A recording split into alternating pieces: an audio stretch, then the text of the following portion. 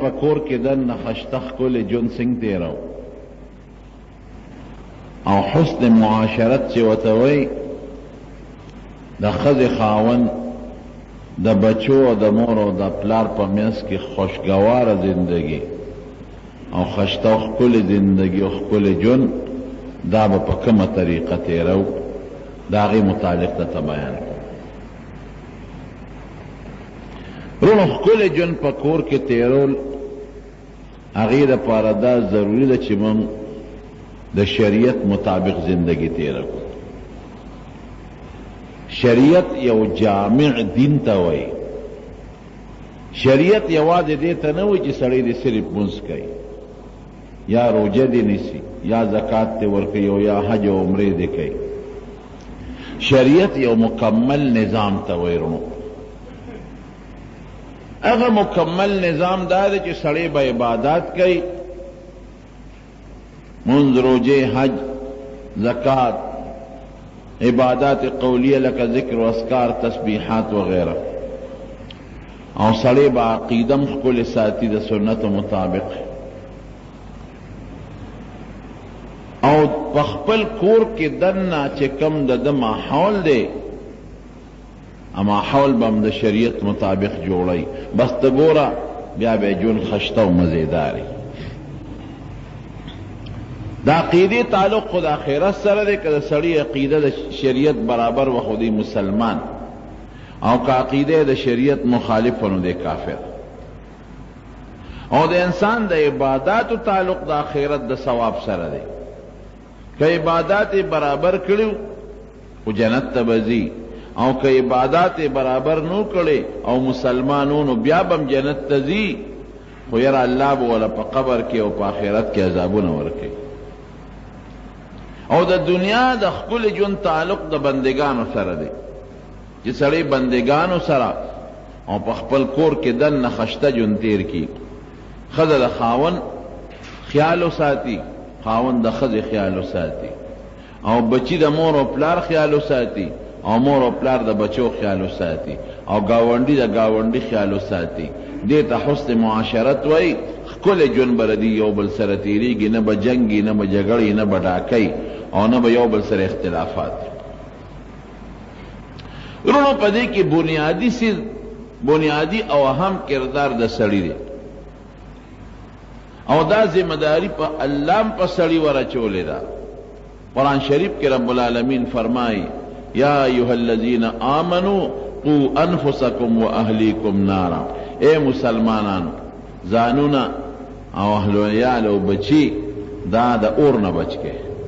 ګوره پته ولګېده چې دا ذمہ داری په سړي ده په ښځه نه په ښځه هم څه ذمہ داری شته خو دا بنیادي او غټه ذمہ داری دا په سړي ورچولې کېږي سړی به ښځې له داسې تربیت ورکوي ماشومې له ګوره ماشومه جینۍ ده دی به د خپلې ماشومې لور له داسې تربیت ورکوي چې دا د شریعت مطابق جون تیر کی دا لوپټه په سر کی دا برقه په سر کی او دا د حیا جون تیر کی او دا شریعت او دینو پیژني او دا ښځه د خپل خاون او د خپل گاونډي او د خپلو لیورونو او د خپلو اندروریانو او د بچو حقوق او پیژني چې د هغې مطابق زندگی تیره کی او که سړی د خپل معشومې لور هغسې تربیت ونه کي کم چې پکار دی نو دا معشومه چې سبا لویه شوه او دا د دې تربیت ونه شي نو دا به بېدینه لویه شي دینداري به پکې نه چې بېدینه لویه شوه نو د بېدینۍ نه پس دې د شریعت حق نه دی پیژندلی نو که دا واده شوه نو نه به د سخر خیال ساتي او نه به د خواښې خیال ساتي او چې دا واده شوه شریعت خو دې پیژندلی نه دی دا چې واده شوه او سبې بچیو شو د بچو به هم دا خیال نه ساتي چې بچو له کم تربیت ورکور پکار دی ګاونډیانو سره هم جګړې کور ته ښځې لور انګور راوسته خو د انګور په ځای په کور کې دشمنه راوستې ده شریعت ته نه ده خبر ډېره زمانه وشوه موږ نه خلک په دې مسایلو بعضې وخته پوښتنه کوي د شریعت سړی هم کوي او ښځې هم کوي یو زنانه د نیکه زنانه ماته ډېره زمانه وشوه د دې پېښور د طرف په ټیلیفون چې تر مسلو تپوس کي زه ورته جواب ورکړم نو ما نه په ټیلیفون تپوس وکړو ماته ویره مولانا صاحب یو وظیفه راته وښایه مې څه وظیفه وی خواښې را سره ډېره زیاتې جګړې کوي د خواښې نه په اور کې ولاړه مې خپل کور دې څنګه دی وی نوره ډېره زیاته خوشحاله خاوند مې ښه مالدار دی موټر راته ودرولی دی بنګلی راله اغوښتې ده هغې کې اوسېږم او د خاوند مې ښه زبردست کاروبار دی او ښه را سره هم خوشحاله دی او زه م ورسره ښه خوشحاله یم چې څه مې زړه غواړي دا خاوند ماله راوړي او چې کله مور پلار کره ځم نو ما ښه په محبت او په مینه رسي او چې څو شپې م تېروم د خاوند نه ما ته دومره تکلیف نشته کور د خاوند د طرف نه ماله جنت دی جنت خو د خواښې نه په مصیبت کې اخته او بس هر وخت را سره جګړې کوي او بس زما مو سره جګړې او د هغې م جګړې ما ته څه وظیفه وښایه غصه راله راله خو ځان مې قابو کړ ما ورته وی تپوس ته نه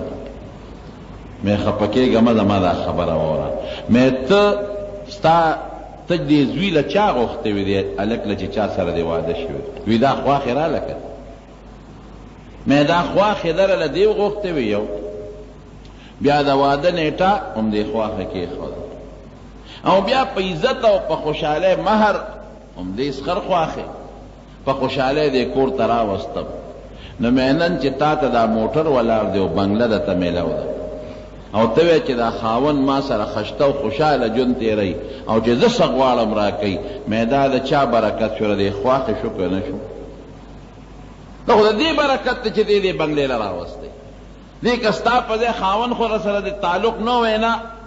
خاوند خو چې ته مخکې نه وي لیدې نه نیم لیدلی هېڅ تعلقات یې نو مې دا خو د سره دې خواښې دومره ښېګړه وکړه چې ته دې مالدار زوی له جینکۍ لږې ویسه دې مالدار زوی باندې ته پیرزو شو پته دا پیرزو شو او ته دې خپل کور له راوستی او نن چې ته بنګله کې اوسېږې د دې خواښې د برکت نه اوسېږې او که موټر درته ولاړ دی د دې خواښې د برکت نه دې خواښې راوړلې زوی نن تا په قابو کې اغوښتی دی او ستا خیال ساتي او مې ممکن ده چې زوی به د مور سره برابر نه ژوند برابر نه او که نه وي هم په ما خفه کېږي هم په تا خفه کېږي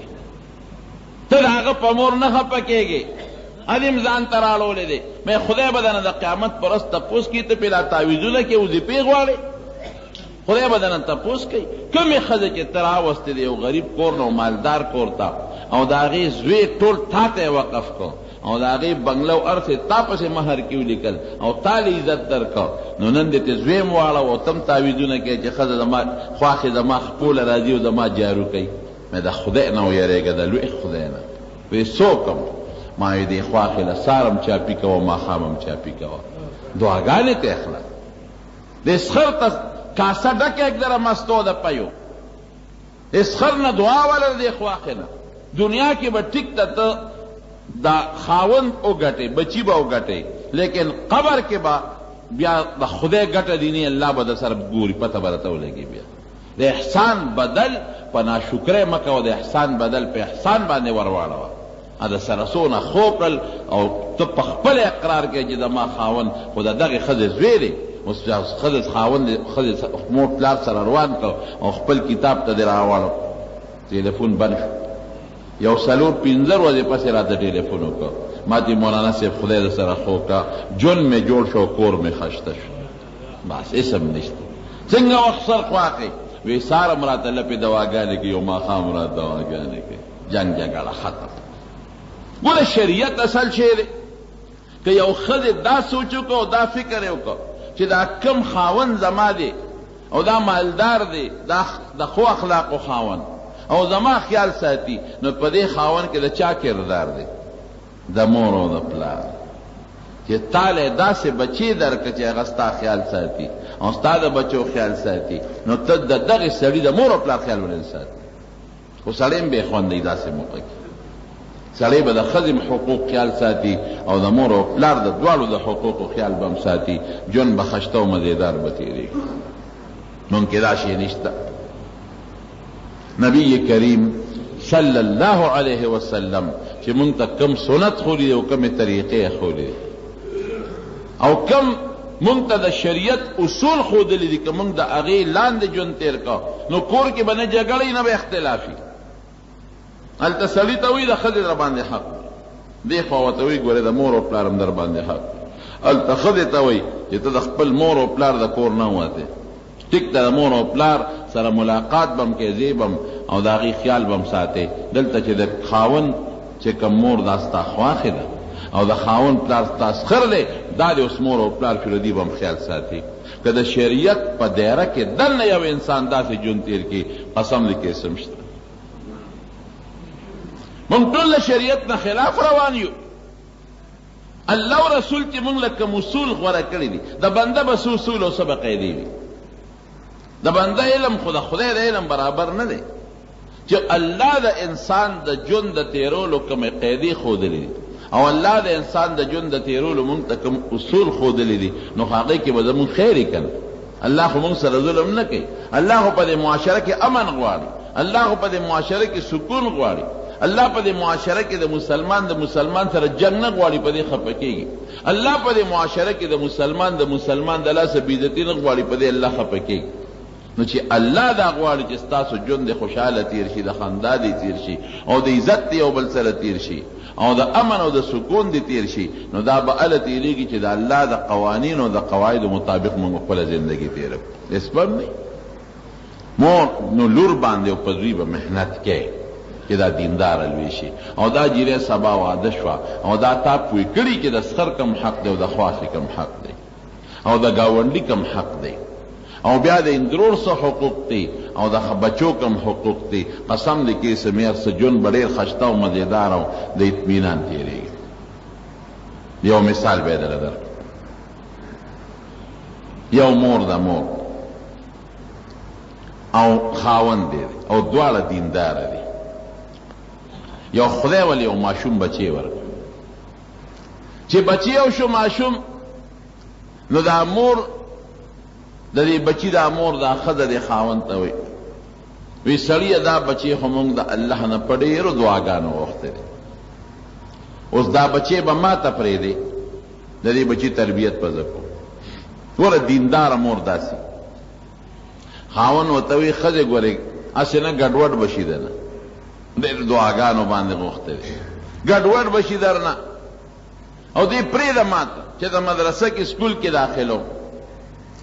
امور یې ورته وایي چې ته پرېږده و مدرسه سکول کې به هم داخل کو خو بس دا بچی ته ما ته وسپاره د جامو د ډوډۍ بندوبست نه کوه او اخلاقي تربیت یې ما ته پرېږده. ډېره خطر مور دینداره و دې بچي ته به نصیحت کوه. د دې مور یې دا خیال و چې انسان له لومبې سوچ خو د عقیدې په کار دی چې د په الله مضبوط یقین او کلک عقیده راشي. نو دا مور به لګیا وه او دې بچي ته به دا نصیحت کوه چې بچې زمونږ یو ذات دی الله زمونږ پروردگار او زمونږ رب دی او زمونږ د خیر او د شر مالک دی. لومبې به ورته دا ذهن ته ورچي. دا ماشوم پې پیدا شي او دا لومبې بانګ ورته وی نو دی خو بانګ نه اوري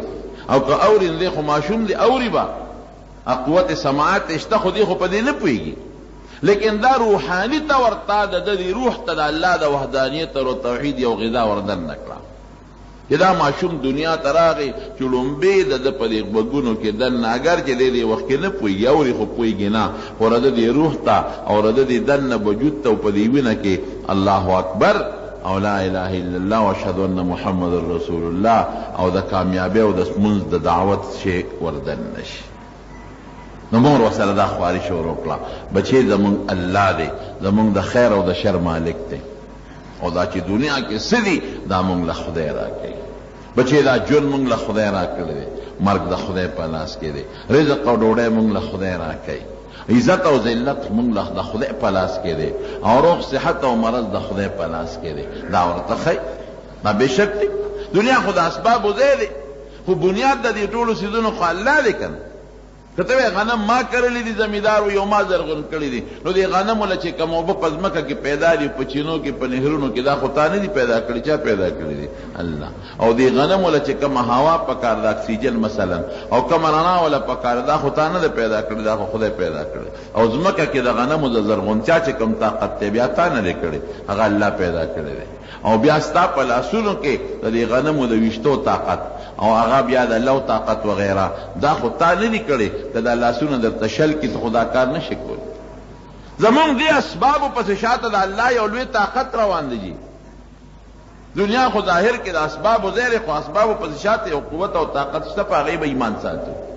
نو دا مور دې بچي ته لګیا ده د خپل عقیده سموي مور به ورسره دونه خواري کوله چې ډوډۍ به وله په کوټه کې دننه کېښوده چې د بستره کې او یا په المارۍ کې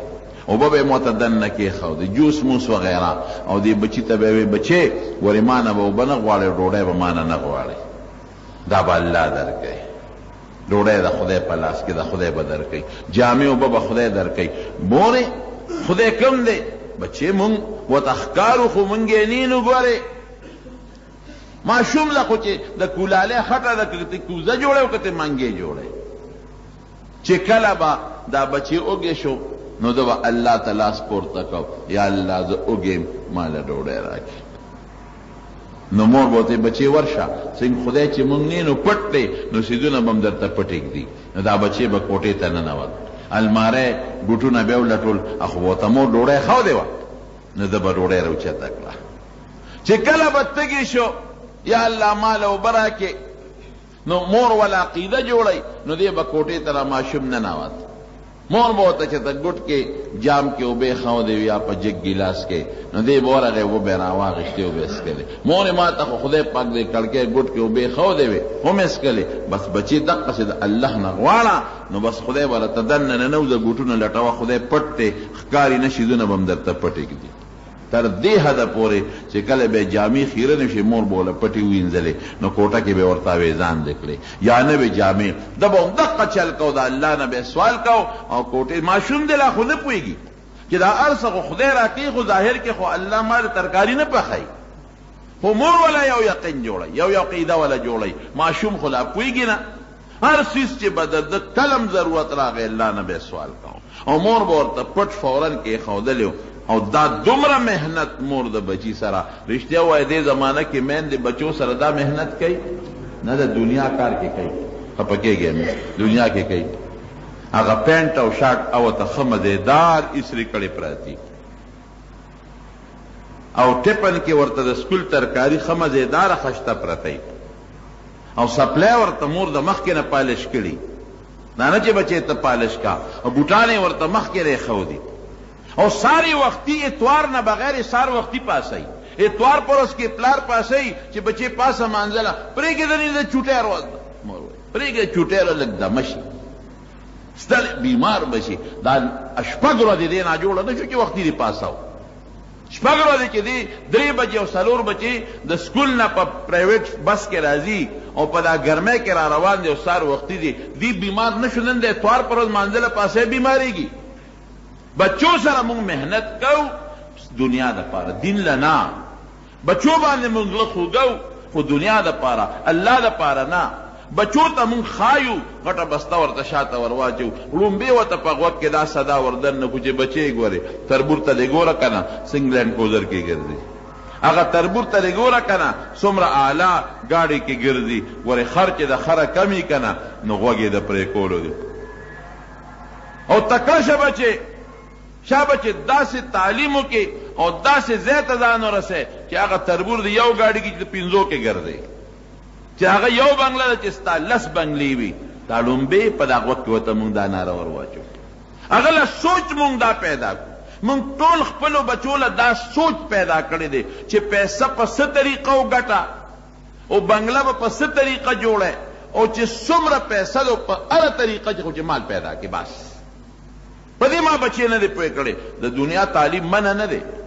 بالکل یې کوه د دنیا تجارت منع نه دی څومره چې کوی کوه د دنیا رزق کټل تا ته په دې نوټ تپاس هم درته لیکلی دی چې حلال رزق طلب کول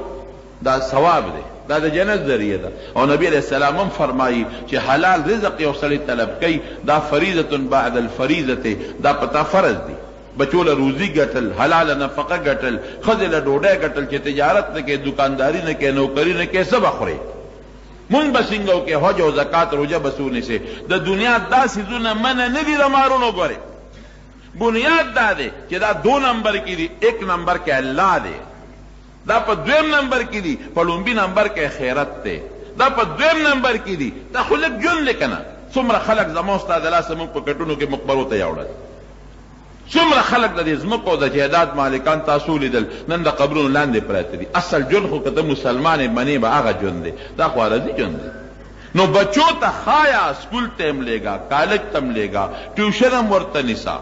او هغه دپاره هغه چې څه دي یونیفارم وغیره چې څه دي خوښې ورسره یې کوه، خو دا ورته په غوږ کې اچوه چې بچې ګورې شریعت مطابق به ژوند تېرې، بچې ګورې یو الله شته چې موږ سره به حساب کتاب کوي، بچې ګورې د استاذ قدر به کوې په لاره، بچې ګورې پردو جنکو ته به نه ګورې، بچې ګورې بینچ باندې به یو جنۍ سره په سبق په سکول کې یو ځای به شریک نه وی، بچې ګورې دا مور سره لږ ښایه که نه؟ دا مور ته ښایه چې د مور او پلار هم څه قدر دی، د هغې به هم خیال ساتې. د الله وحدانیت، د الله ربوبیت دی بچي ته په ذهن کې ورواچه ورسره که نه؟ نامونږه پرېښې دی. مور دغه ده، بچي له ژوند جوړی. اوس ګوره بچي نه خدای څوک جوړی، مور به ورسره دا خواري کوله کوله کوله کوله.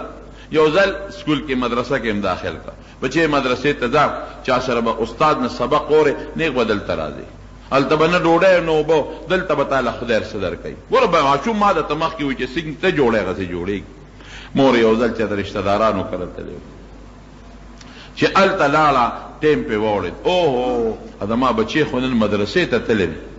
خو به غرمه راغلي، ما نه خو لیږل شوي دي، ما خو ورته نه اوبه ایښودې دي، نه ورته ما ډوډۍ ایښودې ده. چې راغلي هغه به د خپل ماشوم لاسونه څومره الله ته نیولي،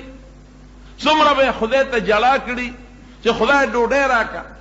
ما خو نن نه دی اخی، خدای اوبه راکړه، څومره به یې ګوټونه لټولي، کور کې منډې تړې به والي. الله دا سو شو، الله دا خو زما راز نن به فاش شي. بچې خو به وایي چې بیبي دا خو تا را تار شي ښودل او خدای به دې یادوه. نن چې ته نه یې رشته دارو کره تلې، نو نن خو خدای پاک ما ته اسم کې نه ښودل. وای مور دروغ دې راته وې، دوکه دې را سره کوله، هر څه به ته یې ښودل او ما ته به دې خدای یادو. خدای زما دا د 6 کاله 8 کالو خواري خو ډک ته پرېوته. یا الله لږ مدد را سره نور هم وکړې چې زه ورځم چې د ما دا بچې لاني راغلې، او زه د پټه ډوډۍ کېدم او زه ورته صوبه مو به کېدم، پړو دې را کاږي، را پسغل، را په منډه چې راله بچې راغلې، کور کې ناست دی. خدای څه به شوي؟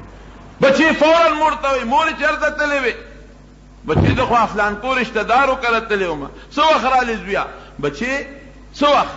مورې زه خو رالم. مورې خبر نه څه چل دی بیا؟ نن خو ماله زما رب ډېره ناشنا ډوډۍ را کړې ده.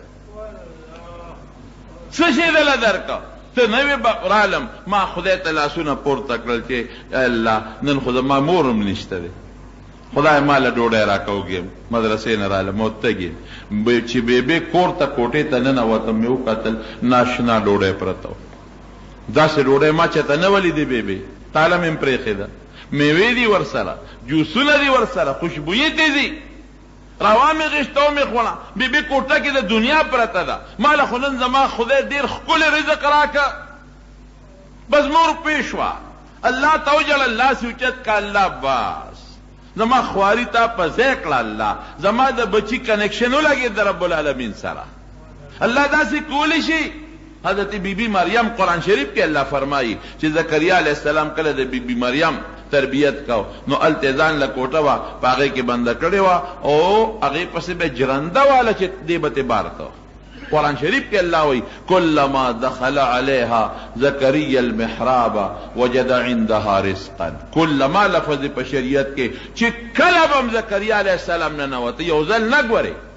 چې یو ځل دا واقع ده، کله به ننوتی ده او دروازه به یې کولو که نو بی بی مریم ماشومې ته به رزق پروت و. او علما لیکي احادیثو کې راځي د اوړې میوه په ژمي کې او د ژمي په اوړي کې، لکه اوس چې دا کومه میوه د اوړي او ژمي پته نه لګي، هر وخت درته میلاویږي. دقسې به ورته روزي پرته وه. کلما دخله چې کله به دې ورننوت، یو ځل نه ده دا خبره، کله به ننوت نو ډوډۍ پرته ده. نو اتې تپوس کوي چې لومبي ځل ورغې مریم انا لکې هذا، دا د کومې نه دا روزي چې تا ته مخکې پرته ده؟ ما خو دروازه جرنده کړې او چابي خو ما سره ده. څوک دلته راغلی دي؟ اما شغه ورته څه وایي؟ قالت هو من عند الله. ډوډۍ د چا د طرف نه ده؟ وایه چا د طرف نه؟ بیا وایه چا د طرف نه؟ هو من عند الله، الله د طرف نه. او ماشومې ایمان ته اوس ګوره که نه، زمونږ ایمان ته ګوره، د هغې ماشوم ایمان ته م ګوره. ان الله یرزق من یشاء بغیر حساب. حضرت زکریا پیغمبر ته وایي، پیغمبر ته وایي. مریم پیغمبر نه ده، پیغمبر دی. حضرت زکریا علیه السلام ته څه وایي؟ چې الله غواړي، چاله غواړي بې حسابه روزي ورکوي. دغه شک و شبهه نشته. مریم پیغمبر نه ده، روزي ورکوي. دغه ماشوم ته مور وایي اوهو باس الله وشوه، زما مسله حل شوه، زما د بچي تا کنیکشن ځان سره ولګو، بس ډایرکټ شو بچي الله یو بل سره نیغ په نیغه شو. اوس د میانځه ته زه ووتم، هغه ماشوم له چې مور تربیت وکړه، دغه پوټیني نه خدای څوک جوړ کړل؟ خواجه بختیار کاکی رحمت الله علیه. خواجه بختیار کاکی رحمت الله علیه د هغې ماشوم نه خدای جوړ کړ چې زه درته نشم ویلی. لوی عالم او تصوف لوی امام چې د هغه په زندګۍ کې په زرګاو هندوان او سیکان خدای پاک مسلمانان کړي دي. دا د مور تربیت شه. مور دینداره ده، خود ماشوم خو لومبې د مور په غېږ کې لویږي. مور دینداره ده. دا بچې به د لومبې مدرسه د مور غېږه ده. مدرسه کې چې ماشوم ته ښه تربیت، زموږ په دې سکولونو کالجونو کې د یو څیز کمی دی. زه عموماً چې ته څوک مې د سکول کالج یونیورسټۍ ته بوځي بیان لا دا ورته ویم تعلیم شته خو تربیت نشته. بورډونو باندې ډېر لیکلی شوي تعلیم او تربیت، خو تعلیم شته، تربیت موږ د بچو نه کوو. سکول کې علم ورکوي. پاکستان کې علم ډېر زیات شو نن سبا، اسباب او ذرایم ډېر دي، کمپیوټر او نیټ وغیره قصې پسې، کتابونه او بکس دونه دي چې د حد نه وتې. تعلیم شته، تربیت نشته. او تربیت کم یو دی؟ یورپي تربیت نه. هغه تربیت خو چې د خو د یورپ تهذیب ته ګورم، قسم په خدای کرکه ترې راځي. یورپ د تهذیب ته ګورم، لاړې د توکلو دي په هغې خلکو. جنکۍ بربنډې ګرځي. جنۍ به د سړي د خاوند په مخ کې به ښځه پر دې هلک سره ځي، دا مې بوای فرینډ دی، هلک دوست مې دی. مور به د سړي په مخ کې پر دې سړي سره ځي، لور به د پلار په مخ کې پر دې سړي سره ځي، خور به د رور په مخ کې پر دې سړي سره ځي. وایي ولې ځې؟ ستا مخ کې به ځي، دروازه به ورته ووالي شي، موټر به ورته بار ودرېږي، جنۍ به نیغه ورځي، په ټیلیفون به رابطوي. څه چېرته ځې؟ زما فرینډ راغلی، دوست راغلی. هلک به وایي زما هغه ګرل فرینډ راغلی ده، هغه دوسته مې راغلی ده. شپې به هم بار کوي په هوټلونو کې. دا تهذیب، والله دا تهذیب خو چې سړی پې لاړې نه، چې سړی پې د خنزیر غول ور واچوي. دا څه تهذیب دی؟ ښځه خو هغه ده چې ستا ښځه ده، بل چا نه ده. خور ستا هغه ده چې د خپل خاوند ښځه ده، بل چا نه ده. مور ستا هغه ده چې ستا د پاسه بورقلو په ټپې پرته ده، په کور کې د حیا محفوظه ده. الحمدلله ټول یورپ کې وګرځه، که چېر برطانیه ده او که امریکا ده او که اسټرالیا ده او که دا نور ممالک دي، ټول کې وګرځه، تا ته به د واده په وخت کې پاکه جینۍ یو په سلو کې 1% میلو نشي. او الحمدلله د اسلام تهذیب کې د مسلمان ملک ته ګوره، د واده په وخت کې به تا ته 100% جینکۍ پاکې میلاویږي. دا د خدای فضل او د خدای کرم نه دی. ته دې خپل کاروبار کې او خپله دوکانداري کې زړه دې جمع دی چې زما حیا زما په کور کې محفوظه ده. داسې ده که نه ده؟ هلته د هغه په مخ کې د هغه له جمع نه دی. د څه ژوند دی؟ تهذیب د اسلام دی، ژوند د اسلام دی. مور و پلار دلته وګوره، د مور و پلار څونه قدر خلک کوي. دا مې پلار ایمان چې پکې وي هغه هلک یادو، دین چې پکې وي هغه هلک یادو. د پلار قدر، د مور قدر.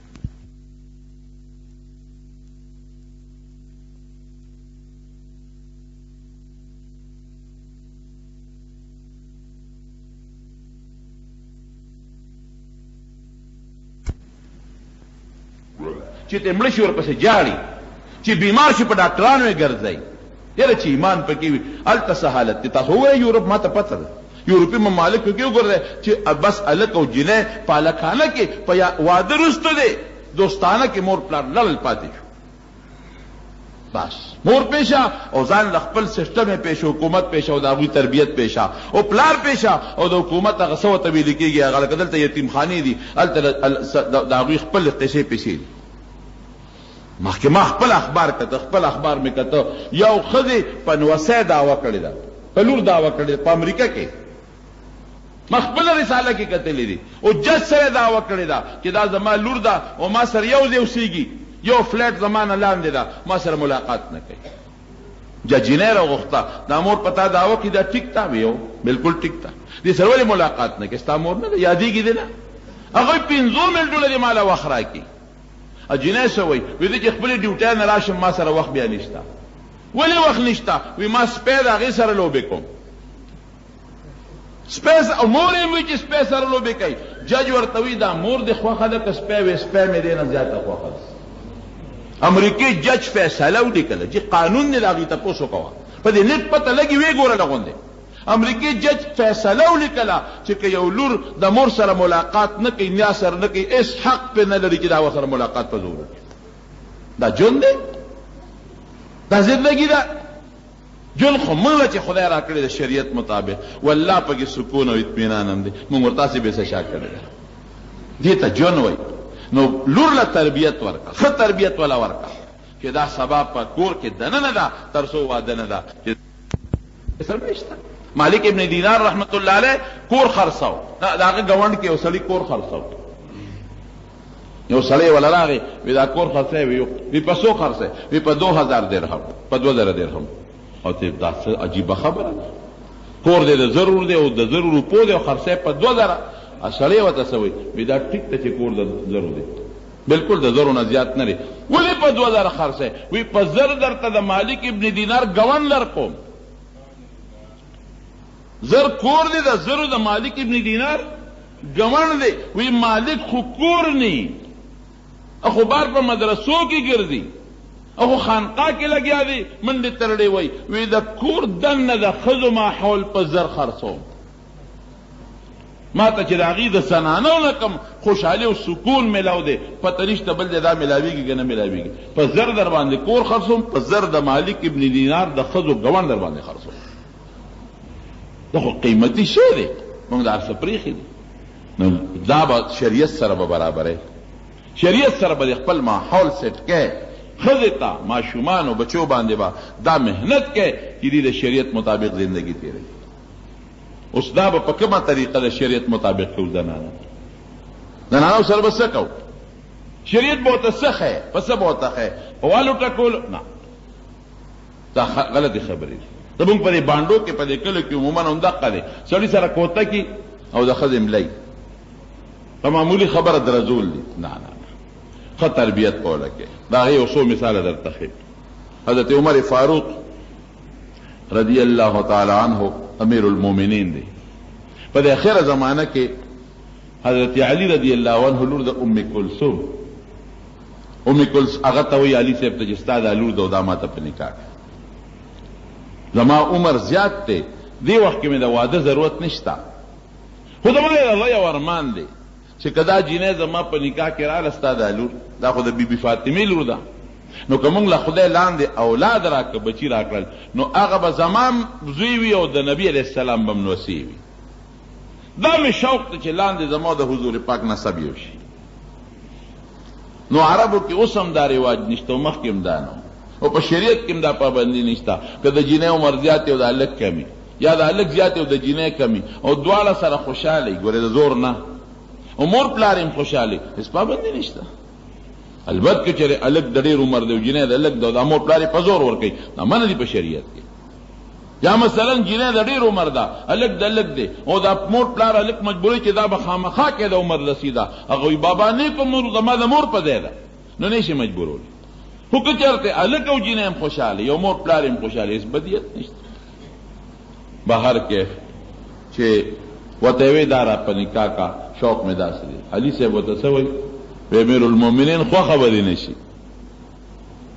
خو داسې کار دې درلېږم نو ته وګوره نو که دې خوښه شوه درته په نکاح کوم او که دې خوښه نه شوه نه در نکاح کوم. او په شریعت کې دام جایز دی چې څوک یو جینۍ په نکاح غشتل غواړي نو د هغې مخ ته کتی شي خو د شهوت په بنیاد به نه ګوري. حدیث سے پکې د نبی علیہ السلام چې کوم خزه په نکاح غواړي نو هغې ته کتې شي وګوره، ولې څه پته لګي خو خدې نه شي مو پلار یې درته وکړي نو سبا به د جینۍ ژوند هم غر کړي او ستا به هم غر کړي، او چې ووینې خوښه دې شوه نو بس ژوند به دې بیا ښه تېرېږي. جینۍ خو هلک لیدی شي په لاره ځي هلک ویني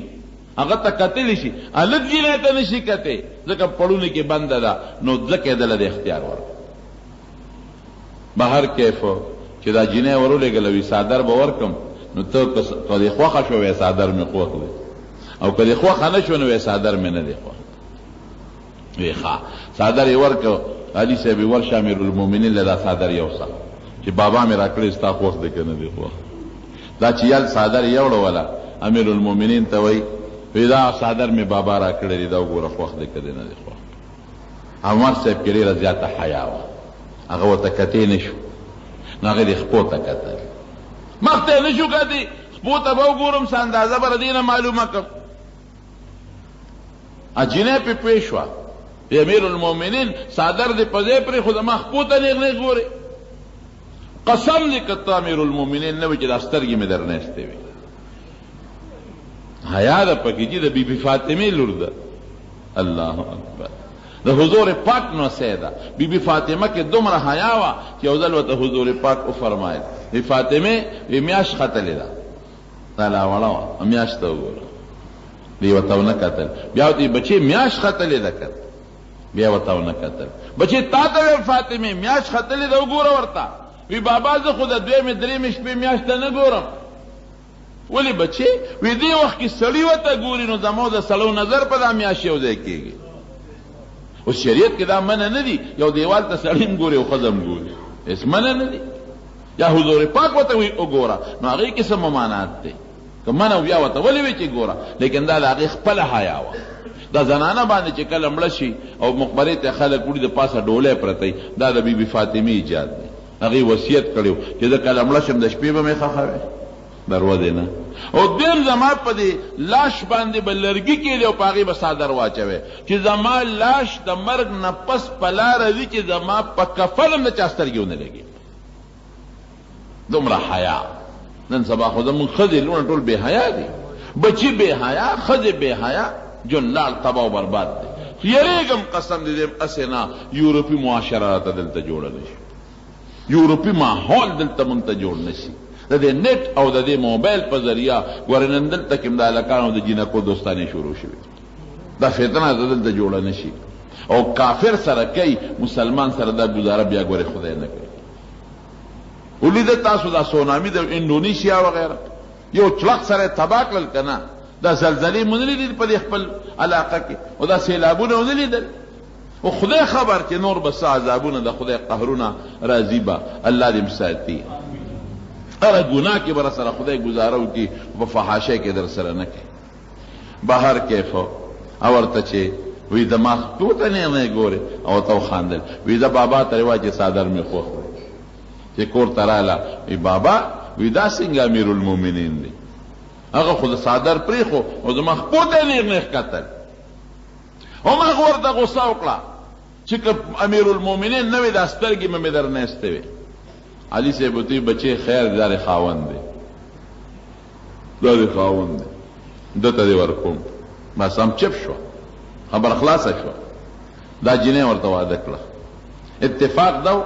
چې په دغه زمانه کې به خلکو په ښځو ظلمونه کړل. هغه باندیسي خلک و، عرب لږ سخته وي، ښځې به یې والې ډېرې زیاتې. زنانه به راتې د حضرت عمر بیبي ته به شکایت کا، اکثر به لاسونه ورته خو وګوره که نه دې وجود ته څنګه شین کړی دی راته وهلې. عمر صاحب په منبر اعلان وکړ، اډر سرکاري جاري شو چې ښځې به نه وهي. د ښځو وهل په بعضې وختونو کې جایز دي، لیکن رونو هغه هم خپله مرتبه ده. ګورئ په درېیم څلورم نمبر کې وهل جایز دي، هغې کې هم شرطونه دي درته به ووایې، اب هم درته ووایم. وی بالکل به ښځې نه وهئ، ظلم به نه کوئ ښځو سره. قسم دې حضور پاک موږ ته فرمایي وی دا ښځې تاسو سره قیدیانې دي، انهن عوان، دا تاسو سره قیدیانې دي. که ته ورته پلار کړه زه خو ځي به که ته یې نه پرېږدې نشي تللی. که ته ورته وایې چې فلانکي رشته دار کره زه ځي به که ته نه پرېږدې نشي تللی کور کې دننه ناسته ده نو وایي دې سره به ښه سلوک کوی مرض وفات کې چې نبی کریم صلی الله علیه وسلم کله وفات کېږي اخیری تقریر چې نبی علیہ السلام کړی دی اخیری بالکل اخیری بار ته راووته او داسې حالت کې چې سر مبارک یې تړلی او سر یې خوږېده خو یو صحابي ورته راغی نبی علیہ السلام ته وی د الله رسوله صحابه جاړي انصار بالخصوص ډېر زیات جاړي ځکه څو ورځو نه ستا ملاقات هغوی نه دی کړی نو نبی علیہ السلام یې موچت کې ما بوزه جومات ته نو داسې حالت کې بوته چې یو لاس یې په یو صحابي ورواچو بل لاس یې په بل صحابي باندې ورواچو او دا خپله ګورې نه شوه نو ورپسې راښکې شوه صحابي وی بخاري شریف کې حدیث دی چې د نبی علیہ السلام د دې مټې ګوتې نه یو کرخه په لاره جوړه شوه جمعات ته بوتن په منبر یې کېنو دا اخیری د پیغمبر علیہ السلام مبارک تقریر دی دې نه پس جمعات ته راوتم نه دی نو دې کې یو څو خبرې کړي دي یو پکې دا دی چې النساء وما ملکت ایمانکم ولې د ښځو خیال ساتئ ښځو سره ښه سلوک کوئ وهې مه ټکوې مه ظلم ورسره مه کوې مور پلار کور نه مه بندوې او دویم ما ملکت ایمانکم وینځه غلام نوکر امسایا د افسر ما تحت کم دی دا ما ملکت ایمانکم ستا د قلم لاندې کم خلک دي یو ډایرکټر دی هغه سره لاندې چې کوم عمله ده هغه ایسیار ولې چې کوم لیکي د هغه د لاس قلم لاندې دی چې کم خلک ستا د قلم لاندې دي نوکر دی که امسایه دی که مزدور دی او که لاندې بابو دی د دې به ګوره ډېر زیات خیال ساتي دا به دې سره به ظلم به نه کوي نو اخیری بیان کې حضور پاک د ښځو ذکر کوي عمر صاحب اعلان وکړ چې ښځو سره ظلم به نه کوي وهل به بندي نو چې دا دې ووایي خو ښځې مستېږي سر خوړلی که نه ښځې مستېږي که نه لږ وهې به نه خو لږ دباو کې روب کې خو به ساتې که نه روب نه دې ووتل ځان نه دې کار وکړه لږ روب کې به ساتې ښځه نو بس ښځې مستې شوې بیا به خاوندانو له جوابونه ورکړو یو بانډیسي له ښځې جواب ورکړی اواز یې پرې بانډیسي په منډه راغی چې عمر صاحب ته شکایت کوم چې مونږ باندې دیوال بند کړي دي راشه او زمونږ د ښځو حال وګوره خو چې یو خبره کوو لس جواب راکوي بانډیسي چې راغی دا داسې وخت و چې حضرت عمر فاروق رضی الله عنه سره همدغې ام کلثوم شور جوړ کړی دی او جواب ورکوي اواز یې پرې اوچت کړی دی بانډیسي دروازه وواله خو اواز یې واورېده د دننه نه چې دا خو عمر صاحب باندې هم دی بی بی اواز را پورته کړی جوابونه ورکوي چې عمر صاحب وله راووته بانډیسي ورته وایي بانډیسي ته وایي څنګه راغلی وی صاحب یو مسله مې راوړې وه خو حل شوه څنګه حل شوه و دې نه وی حل شوه وی ما د ښځې شکایت راوړی چې ښځه ما له جواب راکوي خو استال مې په کور کې دننه ولیده چې ته ګزاره کې مونږ خو به سر کې کوو او ته څه وایي وی ګوره دا ښځه تا له یو څو ډیوټۍ کوي یو ډیوټي دله دا کوي چې د کور څوکیداري دی کوي که ته بار یو ښځه یوم په کور کې دننه یوازې دا غل نه راځي دا یو ډیوټي شو دویمه ډیوټي څه کوي پخلی دله کوي ستا هم کوي ستا د میلمه هم کوي درېیمه ډیوټي سره جامې دله وینځي ستا مینځي او ستا دا مزدور او چاکره مینځي څادر هم درله وینځي او څلورمه څه ده کور دله صفا کوي چپړاسي خدمت ته لګي کلاس 4 او پنځم نظر دی پې د ګناه نه بچ دی نو چې کومه ښځه تاله دا پنځه ډیوټۍ کوي که دی دله نه کولې او ځان له د جامې دوبي راوړلې ډوډۍ دې ځان له هوټل نه راوړلې او څوکیدار دې هم نیولې او کور کې دننه د سفید هم سړی څومره پیسې به دنه تلې نو چې دا پنځه ډیوټۍ دله څوک کوي او ګزاره ورسره نه کوي نو څه به کوي ګزاره به کوي او چې څومره ورسره پخو اخلاقو ګزاره کوي هغه مره به خدای دله قدر درکوي یو لوی بزرګ دی لوی د زمانې ولی الله د زمانې بزرګ تیر شوی دی لوی بزرګ دی ښځه یې ډېره زیاته بد اخلاقه وه دومره بد اخلاقه ښځه وه چې د حد نه وتې نو یو ځل یو مرید یې راغی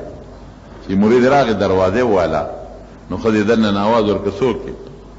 یې پیر صاحب ګورم پیر صاحب څه شو بس ښځې ورپسې آواز څه پیر پیر کې پیر څه شی دی زما خاوند د ما نه بدرخه کړی دی، کله یو خواست غلی وي کله بل خوا، نه د ما خیال ساتي نه د کور د بچو خیال ساتي، او پیر او پیر او پیر او پیر پیر مې نشته. او که بیا راغلی ښه بني مرید خوار له خراسان هغه علاقې نه راغلی، خدای دا څه په بلا وړی دې سره دا زما دا پیر صاحب ژوند څنګه تېروي چې لاړ چا تپوس وکړي پیر صاحب وتلی دی هغه ځنګل ته، چې هلته لاړ وکته نو پیر صاحب یې په زمري د پاسه سور جمدې زمري، او په لاس کې دا امسا په ځای د چوکې په ځای جمدې مار دی، دا زمري پې وایي. دا مرید ورته حق حیران دقسې ورته پیر صاحب ته لکه ولې حیران شوې؟ وی صاحب زمري او مار دې قابو کړي دي او ښځه نشي قابو کولی. ما خو یو پوټي ورسره 2 منټه خبرې وکړه، اوس مې زړه درزېږي، ساه مې ځي راځي، را په زغلی کړم. اوس تا ورسره د کال 12 میاشتې ژوند دی، خدای در سره خیر که دې بلا سره ژوند څنګه تېروي؟ دا د ژوند تېرولو ښځه ده، دا نشي قابو کولی. او ورته څه وایي؟ او وایي دا د دې ښځې بد اخلاقي ده او زما پې صبر دی چې خدای دا مرتبه را کړې ده، دا مرتبه په دقې ما ته میلاو ده. که دا ښځه زه پرېږدم او زه ورله طلاق ورکړم، ما ته پته ده چې دا بل څوک نشي ساتلی، د هغې داسې خوی دی. هېڅوک ما سمه نه کړه، نو ما هره خواري په دې وکړه خو دا ما سمه نه کړه، نو که زه یې پرېږدم دا به څه کوي؟ یا به ګناه کوي یا به سوالونه کوي او په فوټپاتونو به ګرځي. بس ما ته خدای پېښه کړې ده، ګزاره ورسره کوم، صبر کومه. نو دا مرتبه که ما ته خدای را کړې ده، دا د دې په بدو اخلاقو په صبر. او حضور پاک فرمایي، نبی علیہ السلام فرمایي وی ښځې به دې پختۍ نه پیدا دي، او په پختۍ کې چې دا کومه بره پختۍ ده دا کږه ګس طرف ته دې نه پیدا دي. نو پختۍ نه چې فایده لې کږه به یې فایده بالي، او که ته وایې چې نه دا پختۍ نیغوم نو چې نیغی ماتېږي به، نو ښځه نه چې فایده اخلي نو خامخا به پکې نقصان وي. کله به مالګه زیاته وي، کله به کمه وي، کله به سري ډېره ګرمه کړي، جامه به کمیس په دې سوځېدلي، کله بل کله بل، او دام کمیس سوځي نه دی، د قصدن سوځولي. داسې نخرې کوي چې دا کمیس وسوځه چې د تا خفه کړي نو شی ګرم کړي نو وي بس دا وسوځېد. او دا زما خدا خپل سوچ دی چې دا چینی غوړیم په کور کې خلاصېږي، نو دا اسې نه خلاصېږي، دا تاسو تنګې کړي نو هغې دله بس ډیران میران ته یا لختي کې غورځوي، بس خلاص شو. دا خو ګوره حضور پاک فرمایي هن ناقصات عقل و دین، په دې ښځې نه خفه کېږي. نبی علیہ السلام فرمایي چې دین هم ناقص دی او عقل هم کوتا دی نسبتاً. د یوې ښځې ګوی د 2 ښځو ګوی د سړي برابر د حضور پاک تپوس ته کوي. ښځې ته په خپله تپوس کوي صاحب زمونږ د دین نقصان څه دی او د عقل هم څه دی؟ وی دین نقصان خو دا دی چې تاسو منځونه څونه په میاشت کې کم دي، چې کله بیماري راشي منځ نه کوئ، روژې نه نیسئ، دا د دین نقصان. او د عقل نقصان څه دی؟ وی د 2 ښځو ګوی د یو سړي برابر ده. دا من حیث العموم یادوم، ښه من حیث العموم داسې ده. بعضې سړي ناقص العقل دي او ناقص الدین دی، بعضې سړي بیمارانی منځونه هم نه کوي، بعضې سړي دی ناقص العقل دی، بیمار دی، کمزور دی، بعضې ښځې کامل العقل دي. د ښځو کې هم داسې ښځې تېرې شوي چې د هغې نه کامل عقل د بل چا نشته، او بعضې ښځې هم کامل الدین دي، دغه بیماری اډو راځي نه، یو شان منځونه کوي. نو دا من حیث العموم خبره ده. بهر کیفو خبره مې دې پورې کوله چې هغه ورته نو حضور پاک وي ته به د ښځې نه فایده اخلې خو سره د کوږوالي خامخا به ترې نقصانونه کېږي. او که ته وایې چې نه زه یې نیغوم وي کثرتها طلاقها، بیا ورسره ژوند نه شي تېرول، طلاق به ورله ورکوې. دا بزرګ پوهي چې ما ته دا مرتبه په دقه میلو ده چې د دې ښځې په دې بد اخلاقۍ زما صبر ده. ښه نو یو ځل دې کور ته راغی، دې کور ته راغی دا ښځه خو بد اخلاقه وه، او ته هسې ځان ته پیر پیر وې، پیر دی چې دا اوس ما یو کس ولید په دې هوا داسې روان و، دې ته پیر وایي. ته په ځمکه لګې او تندې توښې او خپې توښې او ځان ته زبرګ وې. زمونږ د خلکو هم دا یو سوچ دی، زبرګي په دې نه ده ګورې چې چا څوک په دیوال کېناست دیوال یې وزغلو، داسې خبرې دي. زبرګي په دې ده چې یو سړی د الله تقرب حاصل کړي، یو سړی نیکي وکړي، نیک عمل وکړي، بس دې نه غټ زبرګ بل په زمانه کې بل نشته. قرآن شریف کې الله وایي زه نه یم الا ان اولیاء الله لا خوف علیهم ولا یحزنون. د خدای دوستان داسې دي چې نه به په آخرت کې په دوی یېره وي، او که دې مړ شو دنیا کې داسې پاتې شو غمجن به هم نه. دا اولیاء څوک دي؟ الذین آمنوا وکانوا یتقون. اولیاء الله دا نه چې په ټوپۍ ځان ته لیکلي یا په دیوال یې لیکلي یا په دروازه او یا په خانقاه چې زه ولی الله. نه، الله وی الذین آمنوا اولیاء هغه دي چې لاول په عقیده برابر وکانو یتقون تقوی کوي. ایمان او تقوا پکې رااله دا خدای ولی دي. او که ایمان او تقوا پکې نه نو کډیر لوی پلاریزبرګ تیر شوی دی او ګیره د نامن او ګدره شیخ الاسلام دی او وختې شاته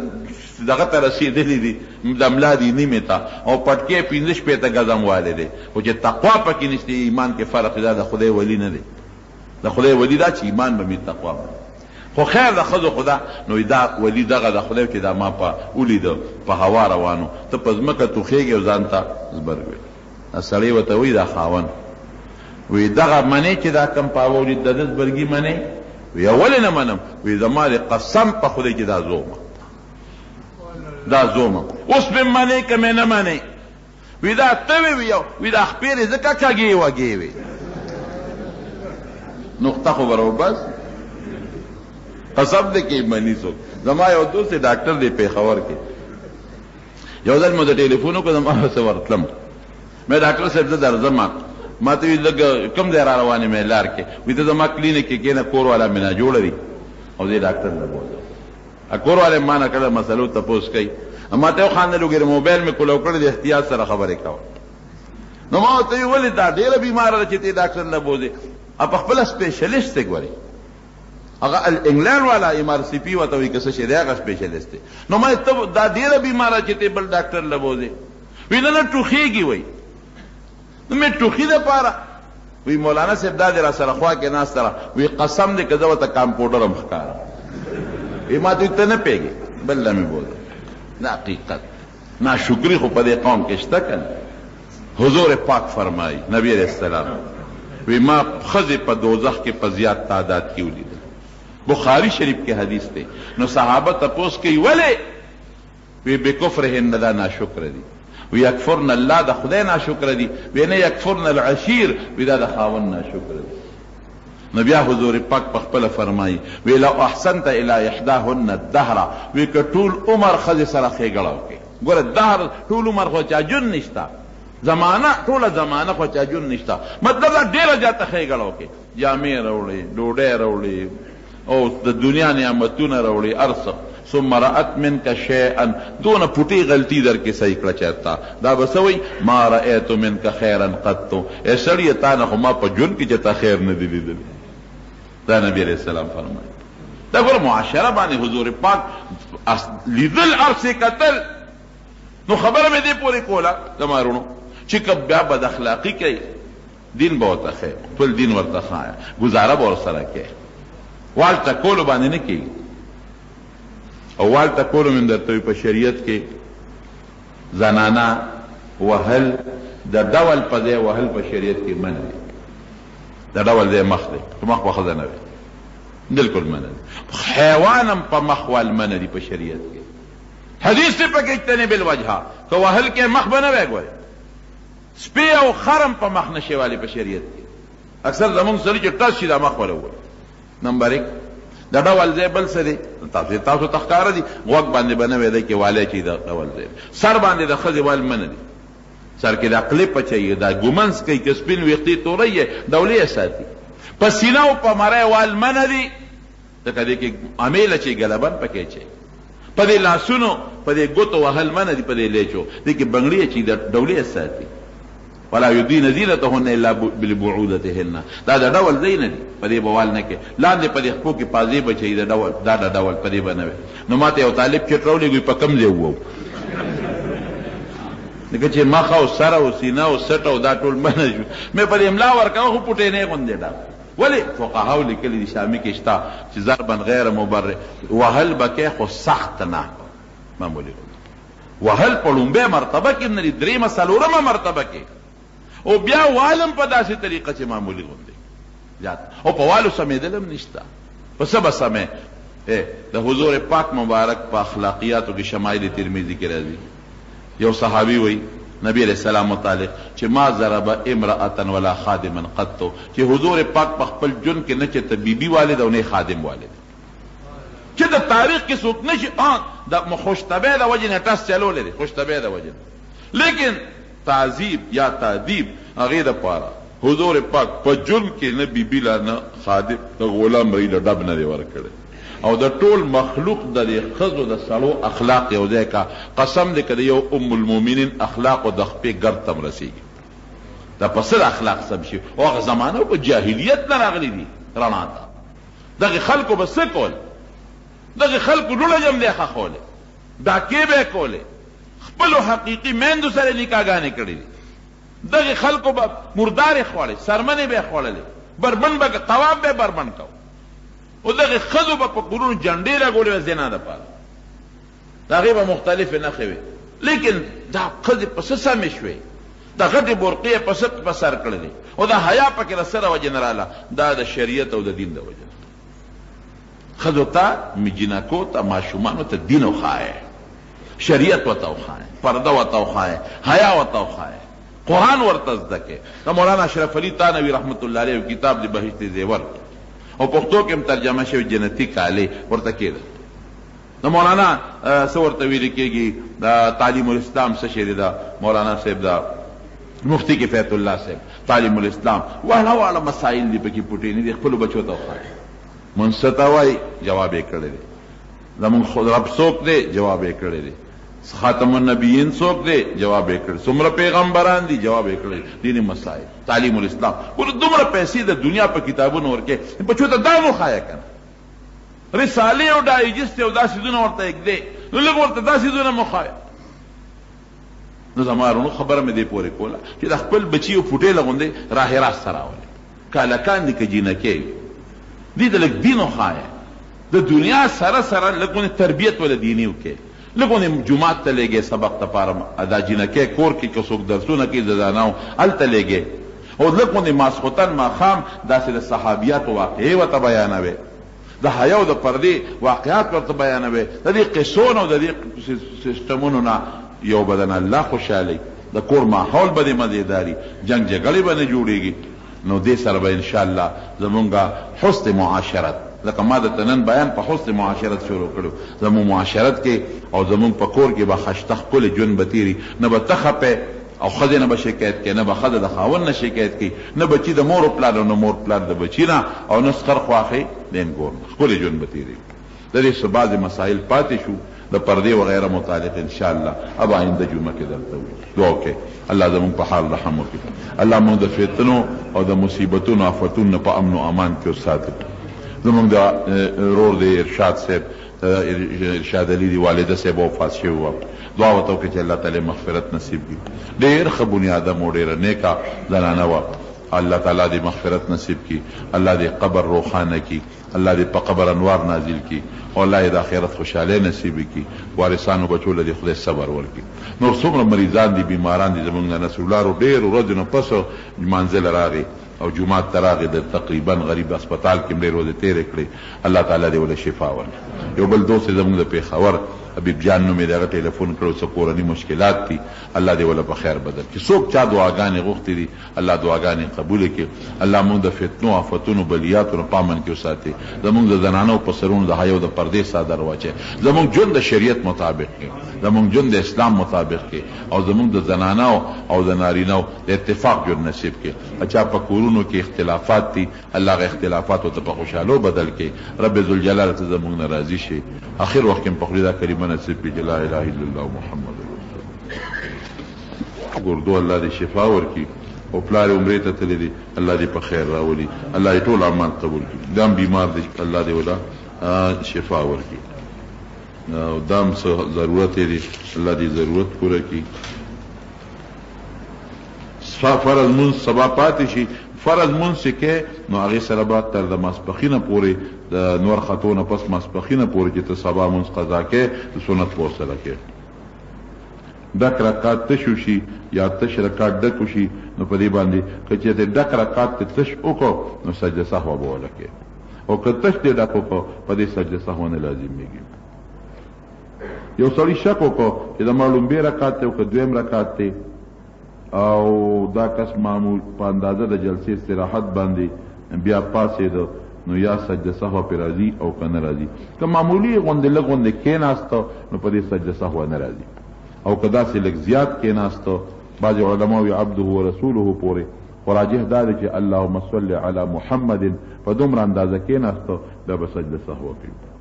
شیطان زړه کې وسوسې چې وظیفه صدا سحر وختي کې لا اله الا الله وحده لا شریک له له الملك وله الحمد وهو على كل شيء قدير سل کرته وایا د شیطان د وسوسو نه به خلاصي. ګیره خریول دا خو ما مخکې چې ګناه کبیره ده. دا بعضې مدرسې طالبان دي دعا غواړي الله دې په امتحاناتو کې کامیاب کړي. سهار جمع ولاړئ سنت کول جایز دي که نه چې ته داسې وخت کې راورسئ ځان ته وګوره چې دویم رکعت لاندې کولی شي سنت وکړه او که دویم رکعت نشي لاندې کولی بیا سنت پرېږده. خو دا سنت به داسې ځای کې کوې چې د امام قرات نه ورې ګورې. داسې نه چې دلته جمع ولاړو دقلته ته سنت کې لکه جمع دلته را نو بار سنت وکړه یا پچت سنت وکړه. جمع بار ده نو بل ځای وکړه. که داسې ځای کې تا سنت کول چې د امام قرات اورې او ستا